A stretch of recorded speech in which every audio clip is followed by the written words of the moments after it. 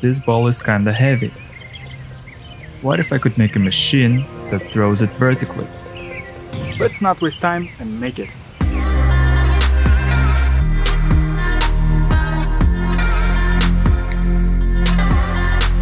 Stone. Roman stone. Welcome to the Stonempire. Before, I've created a system of mechanisms, well, basically a machine that transfers a steel ball from mechanism to mechanism. If for some reason you haven't seen it yet, click and watch it first. This time, I decided to make a catapult that throws the same ball vertically. Let's go!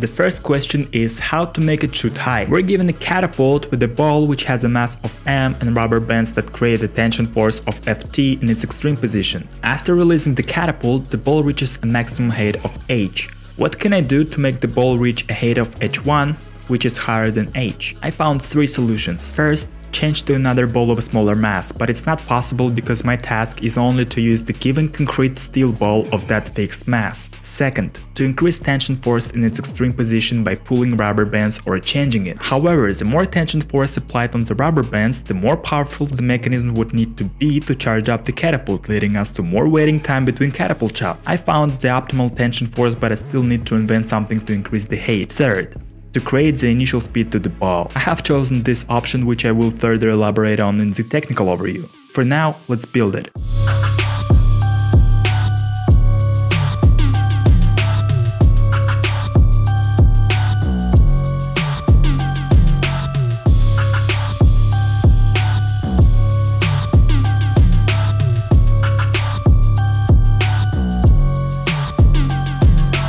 So, the next question is how to motorize this catapult so that it can shoot repeatedly from one motor having continuous rotary motion. I decided to use a track chain that charges the catapult by pushing it to the lowest position.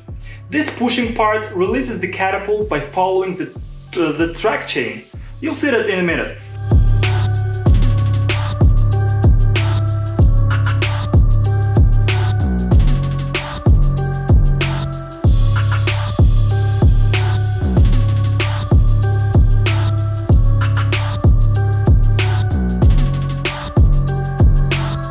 The last part I'd like to make is a grabbing mechanism. Let's do it!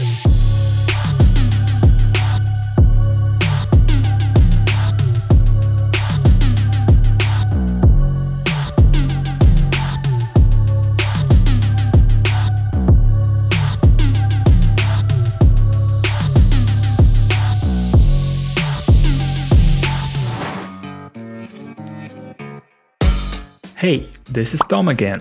You may recognize him from the previous project where Tom is riding the crest of time. See the link in the upper right corner. Today, Tom is the driver of this machine.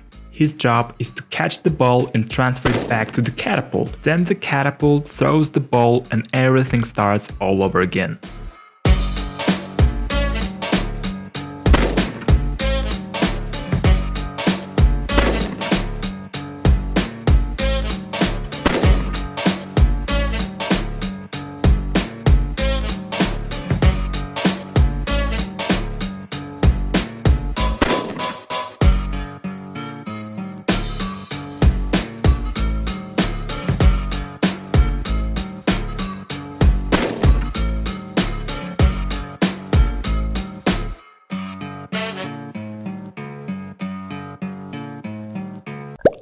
To create the ball's initial speed, I added 2 more blue rubber bands whose tension is bigger than the yellow ones. And since the tension force of blue rubber bands is bigger than the yellow ones, the ball moves to the point where the tension force of yellow rubber bands is the same as in the case where we only had yellow rubber bands.